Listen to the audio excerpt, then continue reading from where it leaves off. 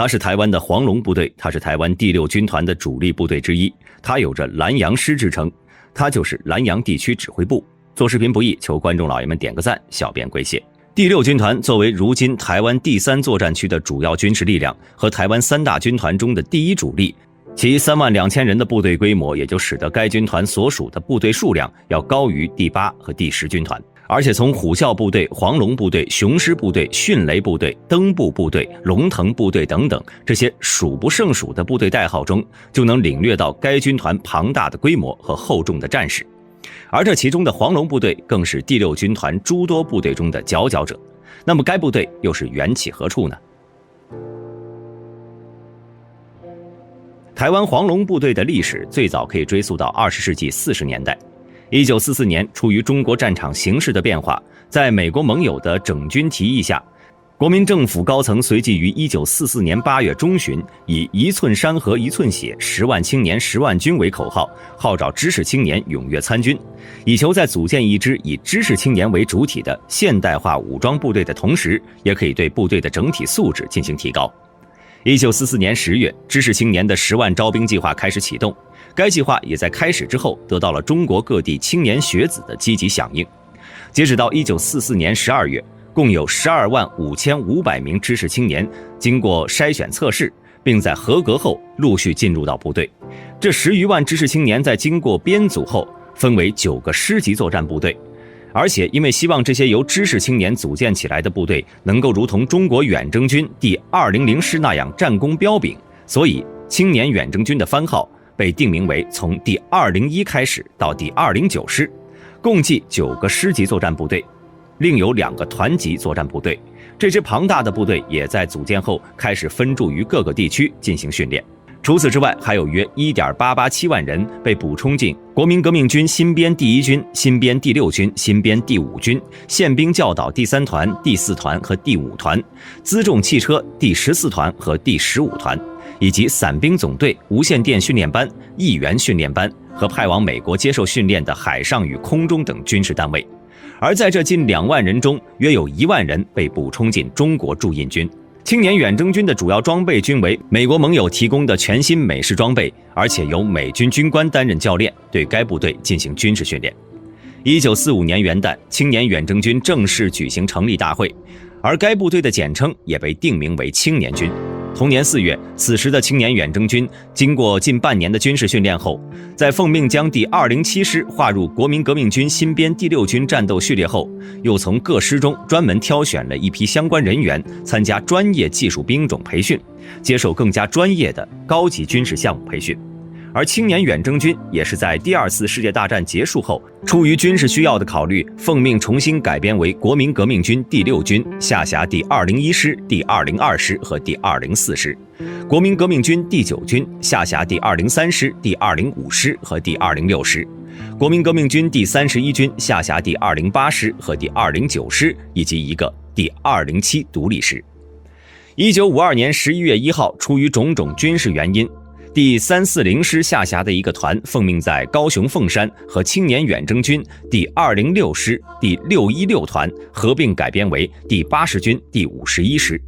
而同样属于206师战斗序列的第617团也奉命承建制改编为高雄市团管区司令部。1954年，鉴于兵力规模和编制的考虑，已经存在2年之久的第80军第51师奉命将番号改为第10军第51师。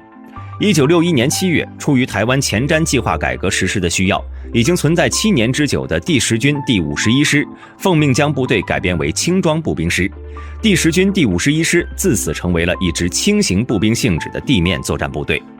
1976年8月，已经将番号改为步兵第64师的轻装步兵第51师又出于军事需要，奉命将番号改为了步兵第151师。台湾黄龙部队的前身得以诞生。1979年11月，出于代号汉阳的演习需要，步兵第151师遂奉命参加了本次演习，并且取得了不错的战绩。1984年，出于陆京4号计划改革的实施，已经服役8年之久的步兵第151师，奉命将其麾下的各轻装部队划入机械化第249师战斗序列。该部队的师部则进驻到台中成功岭和步兵第307师的一部分合并改编。1986年7月，出于台湾部队的多方考虑，步兵第151师余部奉命和步兵302师变更任务，在步兵151师的部队编制不变的基础上，与步兵302师互换军旗和番号，并在此后负责台湾兰阳地区的新兵训练和守备工作。2000年，出于京十计划改革实施的需要，步兵151师奉命以下辖的第453旅和第452旅为重要组成部分，将其成建制改编为步兵第153旅和步兵152旅。2001年1月，出于京十计划改革实施的持续深入，已经存在了20余年之久的步兵151师，遂奉命改编为指挥机构，其新番号为第51师指挥机构。而经历过此次改编后，此时的步兵151师也已经不再是拥有常驻兵力的地面作战部队了。2005年4月，又出于精进计划改革实施的需要，第152旅在与第51师指挥机构合并后，遂奉命改编为兰阳地区指挥部。至此，拥有60年历史的黄龙部队得以继续延续。兰阳地区指挥部为台湾第6军团下辖部队，简称兰阳指挥部、兰指部，代号黄龙部队。其所属单位包括了驻守于台湾宜兰县的部队，下辖共4个营、5个直属连，总兵力约2500人。而且由于该部队在改编前长时间驻扎于兰阳平原地区，因此又有兰阳师之称。该部队的前身为步兵第151师。该部队的军事主官为1名少将指挥官、2名上校副指挥官、1名上校政战主任、1名上校参谋主任、1名士官长担任的指挥部士官长，下辖本部连、反装甲连、装甲骑兵连、战斗工兵连和通资作业连等直属单位。该部队的所属部队为下辖1个营部连和3个战车连的战车营，1个营部连和3个机械化步兵连的机械化步兵第1营，1个营部连和3个机械化步兵连的机械化步兵第2营，以及1个营部连和3个炮兵连的野战混合炮兵营。黄龙部队标志上黄龙图案亦为该部队的前身。青年远征军第206师，下方的红白蓝3色则象征着忠诚之意，另外还寓意着该部队的团结、牺牲和负责的精神。最外层的正方形代表着守卫和保护台湾四周。现如今作为台湾第6军团重要组成部分之一，兰阳地区指挥部所辖部队一般会在驻扎地内进行军事训练和战备整顿，战时则会成为辖区内的反击部队，保证作战区域内的安全。在执行作战任务时，不仅担负着作战区域的反进攻、反空降、反渗透和反破坏的紧急军事行动，还会在发生自然灾害后投入地区应急救灾部队。